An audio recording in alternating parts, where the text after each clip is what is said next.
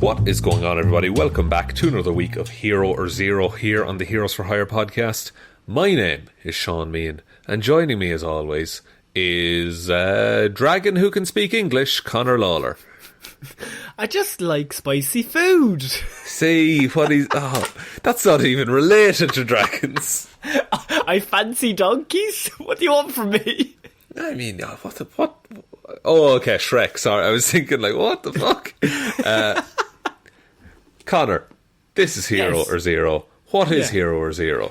Hero or Zero is the show where we choose one comic book character every single week. We talk their good points and their bad points. And we generally just give you a bit of a run-through of everything to do with that character. Now, normally on Shaun's episodes, he opens up with a bad bit of improv. And I always mess up. I would say the setup to the improv is excellent. Yeah, but you know I'm bad, so it's bad. So that normally gets us off on the bad start. But, Shaun, last week you were not around because I drafted in the help of friend of the pod, Conor Martin, to do a Dart Revan report. Which means very good report, by the way. A very good report, let down by the editing. But that has since been fixed, thankfully. It's been remedied. We've outsourced it to me. It's been remedied. And so, thanks. You're not often funny, but God, when you are. The week before, I had done the report, which means, Shaun, it's your week. And you were back on the even number? I'm not quite sure. I think we switched. I used to have every odd number and you used to have every even number. But we've had a Conor Martin in between that, so now I'm an even boy. And which means, technically, you've had nearly 3 weeks. Actually, 3 weeks to come up with one of the greatest reports of all time. And so I'm excited to hear this absolutely excellent report. Do you know what? It's pretty good, actually. Because who I'm covering, we're all the most excited for Marvel Studios' Hawkeye. That's coming out at the minute. See, I was going to... Is that not your most anticipated show of the year? Marvel's Hawkeye? Anticipated property of the year, I would say. Yeah, because you love Jeremy. Get out of here. You love Jeremy Renner, especially. I think someone said that is the most anticipated December Marvel property release this year. This is true. I said that on my on all of my family's graves. Actually, I said that. You swore to the gods above. And so I am going to be covering Hawkeye, but Kate Bishop Hawkeye, Connor. Oh, okay. Because I was worried there that we were going to have to talk about Jeremy. No, we would never talk about Jeremy. Hawkeye in the comics, actually quite interesting. Jeremy Renner, milquetoast superhero, I would call him. Kate Bishop in comics, very interesting. Except for the movie Tag, where Jeremy Renner ran up some chairs and broke both his arms simultaneously. That's true. Oh, Jeremy Renner did do that, didn't he? That's a fun story. Anyway, go on. Kate Bishop. Catherine Bishop, Kate Bishop, grew up as the youngest daughter of a rich Manhattan family. Her father, Derek, was an emotionally distant publishing magnate, but Kate admired him and wanted to gain his attention and approval during her summer breaks from boarding school. This is all just early days where she comes from. And you know what year that she came in? So was Hawkeye around for a while before she turned up? She came in kind of around... there was a thing, it's slightly after... I think it's around House of M. Basically, Scarlet Witch made Tony Stark basically like badmouth a bunch of countries in front of the UN, right? And this was after quotation marks. Yes, she got him very, very drunk and just let him loose on the UN. This was after the 90s when Marvel went bankrupt, so they were trying to revamp a load of stuff, right? So after Tony Stark badmouths a bunch of nations, the Avengers, the Stark Industries stock plummets. So Tony Stark can't fund the Avengers anymore, and so they disband. And so in the wake of that, you get things like Captain America's Secret Avengers, who just operate underground kind of a thing. You also get the formation of the Young Avengers, which is a bunch of superpowered teens and kids who want to help out, because there's now this kind of power vacuum. Who we don't have to pay as much, like. We can pay them children's wages. they're not paid at all, Connor. Not You'd paid, be surprised just to slavery. know. Just they're in it for labour. the good. No. They're in it voluntarily, okay. Connor. They're in it for the good of it. They haven't had the hope beaten out of them yet. Not quite yet, no. Okay, it will happen fair eventually. This is actually where this comes into it, because Kate's mother, Eleanor, was estranged from her father and was frequently absent until she died while on a trip. So her mother used to go around to developing countries and things like that and help people. They used to give money, help build schools, help build farms, all this kind of thing. And so Kate was much more like her mother. She wanted to help everyone. She didn't like the idea of, we have all this money and we're doing nothing to help people. We're just living in excess, basically. Yeah, okay. And so she also has an older sister who is much more like her father. Much more into just money, power, whatever, having a good time. Can I make a prediction that her sister becomes the big bad that she normally faces up against? Not at all, actually. They're quite close, but they don't really understand each other. Oh, okay. Yeah. See, I've read enough comics to be it's definitely the sister. Yeah. It's definitely the fucking sister. So while she was little, Kate witnessed her father beating up another person late at night in his study. She kind of realised that her father's money didn't come from publishing, but it came from crime. Organised crime, if he was an organised crime man. By the way, the way you're talking right now, this is the Huntresses. The first thing I thought of when you said Kate Bishop was Huntress, Helena Bertinelli, because her family are just a mob family, and she wants to do good, and she has a crossbow, so along the same lines. There's a comic panel, and it comes up later, but she fashions her own costume, and it's basically Huntress. Okay, I can understand that, yeah, okay. Yeah, if it ain't broke. She became disillusioned with her father and decided to further investigate his activities. She followed him, but actually accidentally got caught by a character called El Matador, who is just a villain he was meeting up with to make a deal, right? It's El Matador. El Matador. Guess what his gimmick is. El Matador held Kate to ransom, but she managed to attempt an escape. So she's kind of on the way out. But one of the henchmen comes and tries to grab her. But as the henchman tries to grab her, an arrow flies past her head, distracting the henchman momentarily, allowing Kate to escape. Huntress. No, Connor. The Green Arrow. No, you're in the wrong universe. Oh, sorry. Who's got a bow and arrow? Iron Man with a bow and arrow. Oh, I mean, close, I guess. But no, the Avengers had arrived, and the archer Hawkeye had been keeping an eye on El Matador for some time. Kate was impressed by the Avengers, but especially Hawkeye because he was a regular human with no powers, only his skill. Okay. So, because she was now disillusioned with her father, Kate kind of made Hawkeye her role model, kind of things. He's what I aspire to be, you know?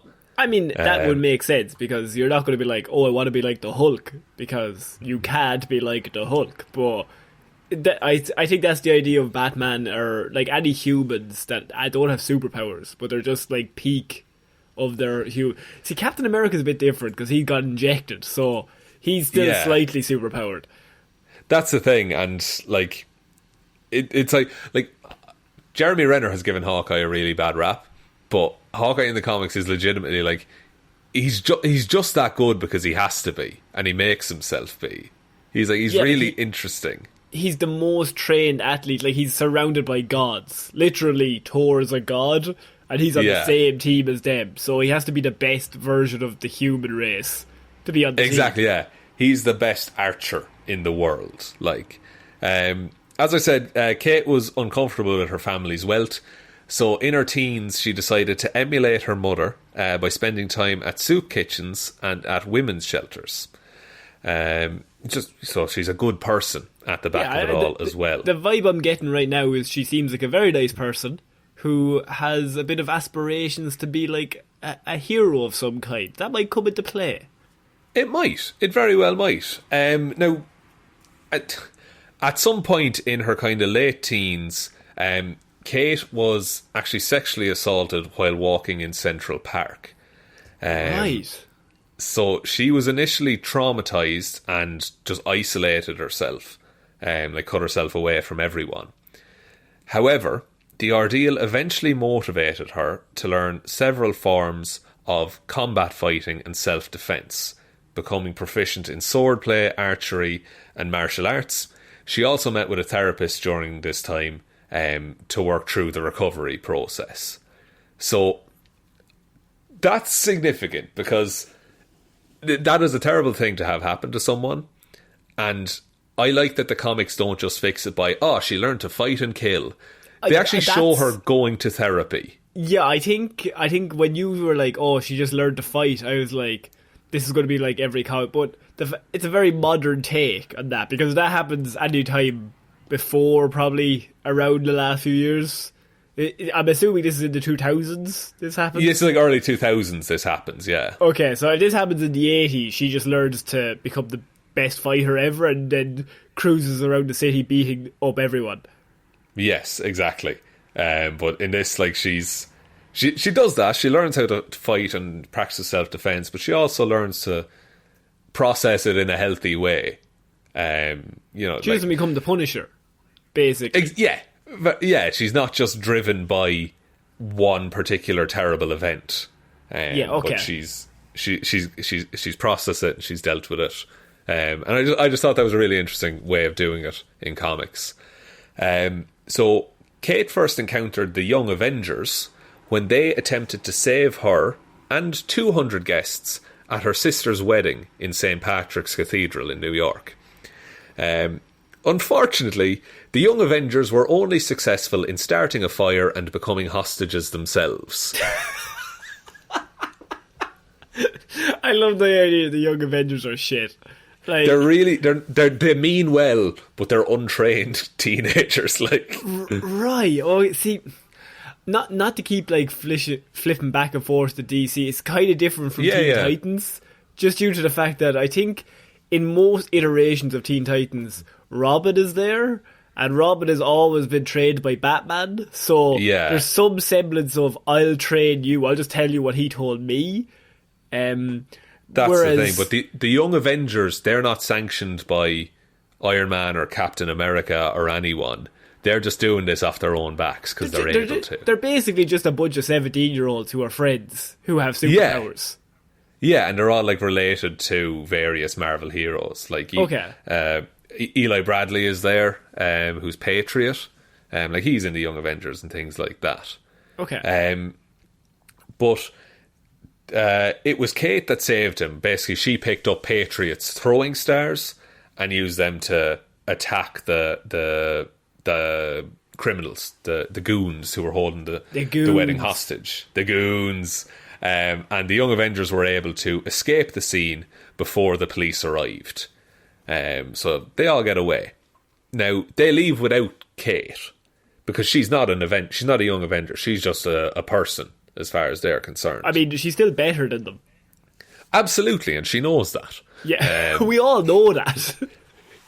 And so after the attack, Kate gets approached by Cassie Lang, the daughter of Scott Lang, who is Ant-Man.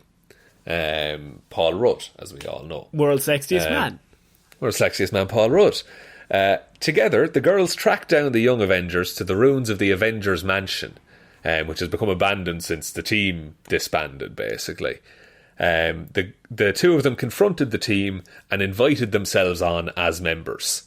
Not long afterwards, the mansion gets attacked by Kang the Conqueror. That's a whole thing that happens. And in order to help out and to join the battle, Kate puts on gear from the mansion. So she has Mockingbird's mask, the swordsman's sword and belt, and Hawkeye's bow. So all this shit is just left in the armoury. And she's just like, alright, I'll put together a costume. That's actually kind of a really cool origin for, like, she's not a specialist in anything. She's just kind of thrown this together because she's like, this is what a superhero looks like. Exactly, yeah. And, like, she's And this is where she looks exactly like Huntress, by the way. Okay, fair enough. Like, she even has like the whole like dress jacket kind of combo thing. But she also gives Eli Bradley Captain America's first shield that he had during the war. She found that in it as well, in the armory. Okay. So after defeating Kang and saving the world, Kate and Cassie remained on as permanent members. But soon after this, Captain America and Iron Man show up. And they say, you did really well, now disband this team. You are not able for this. So the dads are after coming home, and they're not happy. Exactly. They're very not happy. Yeah. And Kate and Cassie are like, you could train us, we could help. And Captain America is just like, no, we're not doing it. I'm not training you. And so he's just like, give up. Captain America, like, really. Yeah, but these are all like kids as well. Like, they're teenagers, but like, I understand that, but I thought his whole thing is like, he's looking out for the little guy, and they're like, we want to learn, teach us to be better heroes. And he's like, fuck off. I can see Iron Man being like, no, fuck off, little kids. Yeah, well, Iron Man is there as well. Like, there's no civil war by this point. He's like egging him on. He's like, tell him to fuck off, Steve. Tell him to fuck off, do it. So Kick after a child, this, Steve, go on. what Kate did is she used her family's money and connections to procure a new lair for the young Avengers. Because she's just like, okay, they're not going to train us, we'll just train ourselves, it'll be fine, we'll figure it out. And so they took on the official, herself and Patriot became kind of co-leaders of the group. And they have very much kind of a Robin and Starfire thing, that there's chemistry. There's also a bit of competitiveness there, though. Oh, right. Nice little mix for you lads. But this relationship with Patriot was strained when it was learned that he was taking mutant growth hormone. Because Patriot in the comics, Eli Bradley doesn't have like super soldier serum, doesn't have super soldier powers. He's just trained, and he's acting as Captain America, a young Captain America. But he's trying to emulate the serum to become more like Captain America. And I think that's actually quite an interesting storyline. To be like, you're trying to live up to the dude who has superpowers or was injected, so you're like, I'm just a human. So I need something to give me an edge. Yeah, like you need to constantly outdo yourself. Exactly. And so after a fight and after the mutant growth hormone, Patriot was injured, and Captain America was on the scene, and Kate blamed Captain America, saying that he didn't train them properly, and if he had just given a shit, Patriot wouldn't have been hurt. I mean, which is kind of true. Also true, yes. And Iron Man's behind him like, kick her, Steve. Kick her now. Do it, Steve. Kick her right in the fucking face. You're so strong, Steve. You're so strong. Oh, you have all that serum as well, boy. So, later, Jessica Jones came to the mansion, the old Avengers mansion, and gave Kate the original Hawkeye's bow and arrows. Gave her Clint Barton's bow and arrows. Clint Barton, I think, he's either dead or retired at this point.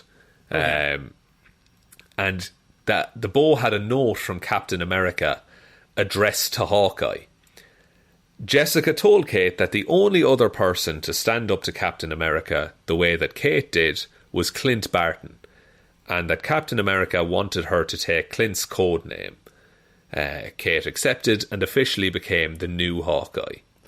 See, now, that's kind of strange, though, because... And is she proficient in terms of Hawkeye's level? Or is it just that she's really good, but she's also good at lots of other things? Yeah, it's kind of... She's really, really good. She's, like, incredibly capable. Exactly, yeah. She might not be, like, peak Hawkeye at the minute, but, like... But she's better than him at other things. Exactly, yeah. And, like, she's, 20 at this point? Okay. Like, Hawkeye was, like, probably in his 30s when he was at his peak. Okay. You know? So, like, she's still really good, and she can only get better, basically. Along with the rest of the Young Avengers, we're going to refer to her as Hawkeye / Kate from now on. a Hawkeye sided with Captain America and the Secret Avengers against the Superhuman Registration Act, which led to the superhero civil war that happened. So she was on Cap's side for that. Afterwards, Kate unwittingly berated a resurrected Clint Barton for donning the Captain America uniform and bearing Captain America's shield. She stated that she took on the codename Hawkeye to honour the original Hawkeye, not to mimic him or disgrace his memory. It was her words that convinced Clint to condemn Stark for his behaviour and go his own path. So that's the point where Clint Barton kind of becomes Ronin in the comics. Right, so she's kind of the reason why he goes that way. Yeah, and she's like, look, I'm not trying to be you. I just I'm using this name because I respect you.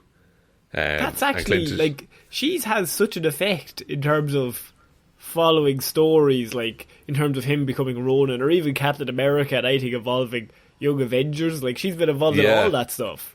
She's a key player. And she was only introduced in the early 2000s. She's a fairly new character. But they must have introduced her and then really liked her, and they were like, okay, we're going to get behind this character. Yeah, exactly. And she is just likeable as well. Yeah, okay. And then not long after this initial encounter, Hawkeye and Clint Barton met again. While she was on an awkward date with Eli in Central Park, Patriot, Kate was attacked by Clint in the guise of Ronin. They met a few more times over the next few days, culminating in Clint officially passing on the bow and the mantle to Kate. So wait, he was attacking her? He was testing her, basically. Oh, okay. He wasn't ready to kill her. He was just no, she was worthy. Yeah, just being like, are you okay to take up the bow, basically? Okay. And then this is just a story that's really interesting. It's called Project Communion, and it's just it's a story with both Hawkeyes in it. So Kate went on a secret mission with Clint for S.H.I.E.L.D. to a Hydra base in Antarctica. And is Clint, sorry, that's to confuse everyone, Clint is Ronin at this stage, or is he Hawkeye? He is Hawkeye at this stage. And she's Hawkeye. This is a recurring joke in the comics that they'll just call each other Hawkeye to each other. They'll say, "Oh, I'm going to go meet Hawkeye." Does that not get confusing when they're both on the team? Yeah, it's hilarious. Okay, fair enough. Okay, just so we're clear. She has Kate Bishop. There's a section on Kate Bishop's wiki that is just things people call her to avoid confusion. Yeah, you would just even shorten one of them to Hawk. She gets called Hawk. She gets called Bishop sometimes. Hawk Lass, Hawk Girl. That Hawk one raised some eyebrows. Shit. Hawk Lass is shit. It sounds like a Pokemon. But yeah, there's some, but Clint has said no. There's room for two Hawkeyes. It's fine. He doesn't care. Fair enough. Yeah, so they were on this way to Antarctica. Maria Hill told them they were going to retrieve some dangerous weapons that were part of something called Project Communion. In fact, the weapons were children that had gone through unnamed experiments that gave them undefined powers. Nothing better than an undefined power. Kind of like, do you know in Logan, that weird mutant research lab? Yeah, okay. Kind of like that. So back on they get the kids, and then they get back to the S.H.I.E.L.D. helicarrier, and the kids are taken into custody and put under quarantine. So Kate feels bad for them and wants to rescue them. Eventually convinces Clint, come on, we'll save these kids, we'll help them out. And so the two Hawkeyes together knock out about a dozen S.H.I.E.L.D. agents, steal a flying car, and they go back to Clint's apartment with all of these super-powered kids. Holy shit! Okay. Cool. Yeah, and so when Hydra because Hydra's tracking him at this point, so Hydra wants to re-abduct the kids. Yeah, and makes sense. Hydra, bad dudes. Hydra bad, as we all know. Yeah. It's, not to be confused with Hyderabad in Singapore. the best I can do. Such a niche. I know. So Hydra attempted to abduct the kids. The kids unleashed their power once again and killed all of the Hydra agents. Yeah, you could see that coming. Whenever there's undefined powers and there's like a bunch of prisoners, there's a moment where one of the Hydra agents comes into the room. I haven't read the comic, but he comes in, he's like, I've got you now, kid. You're coming with us. And the kid just like closes their eyes, and then some weird fucking lasers or some shit comes out of him. He explodes out of his own face. Yeah, exactly. Yeah, I'm pretty sure you're right there. So this is where Clint starts to have second thoughts and is like, oh, maybe... Oh my god, I thought you were going to say this is where Clint decides to have sex. I was like, no! Second thoughts. No, okay, second thoughts, excuse me. Okay, excuse me. Yeah, so Clint thought that the kids went too far. Kate argued that they were just children and didn't know what they were doing was wrong. When Hydra came back in greater numbers, Clint made her give the kids up and said they are weapons after all. Right, so now they're on differing sides. Yeah, so a rift starts to grow between them after this. Because Kate from the start has been like, I want to help everyone. Like, that's my jam. And you can understand the characters. Like, Clint is the old head, where he's like, we just don't have time. Like, they're just weapons. What can we do? And she's young and full of hope, and is like, we can do something still. Yeah, and it's so they're still partners, right? They're still working together. They're Hawkeye and Hawkeye. They're Hawkeye and Hawkeye at the minute. Okay. And so Kate has trouble overcoming her anger with Clint in order to work well together as a team. And then Kate eventually goes behind Clint's back and takes out a villain called Hammerhead on her own, even though they had planned to fight him together. Okay. So Clint confronts her about this, and she tells him that Team Hawkeye needs to take a break. She wants to be Hawkeye by herself for a while, is what she says. I mean, great effort to also take the name. Oh yeah, just take that right away. Yeah, like you stole his name. I'm Hawkeye now. And it's like, I'm leaving, but I'm Hawkeye. She later met up with a guy called America Chavez for dinner and dancing, and he told her, look, it's not your responsibility to take care of Clint. And Kate tells him he doesn't need any she doesn't need any attachments, and the superhero life is enough for her. And then America Chavez says she's starting to sound like the wrong Hawkeye. So she's starting to sound more like Clint Barton now. Right, okay. So that they're very similar in a lot of ways, and that's why they often butt heads, is because they're both so kind of passionate about their own ideals. They're both passionate and like, this is my idea and I'm going behind it with all gusto, and this, I feel really strongly about this, and then he's on the other side like, I feel really strongly about this, and then they both disagree, but they're like both sides of the same coin. Yeah, they both want the same end goal, is that like people to be happy, but they'll go about it different ways. Okay. Kate will help everyone along the way, but Clint is kind of like, I'll get the job done, basically. I mean, the more you're talking about this, the more it does, and go ahead. It's Batman Nightwing, really. It's a lot of Batman Nightwing going on. I don't mean to be like just go on Batman, because I think that's a similar story to a lot of hero, not sidekick, but younger hero. So you always have like a hero, young Ward have a kind of a hero. thing. They always want the same things, but the older one is like, we gotta do this, and the younger one's like, we can save everyone. We can do it all. And the older one's like, no, you can't. Like, and you'll learn that. Yeah. So later, Clint visits her, and he tells her that he had been wrong, and they needed to go back and save the Project Communion kids again. Okay. So both Hawkeyes, along with Barney Barton, who is Clint Barton's brother, he's a bad guy, but he has all the same powers, but occasionally they team up. All the same powers as the human Clint Barton. Yeah. In that they're both archers, basically. Also, Barney Barton, one of the worst names. Clint got lucky on that one, I think. Any other name. Just pick any other non-B starting name if the second name is Barton. So, the three of them together stole the kids from S.H.I.E.L.D. by pretending to be Hydra agents.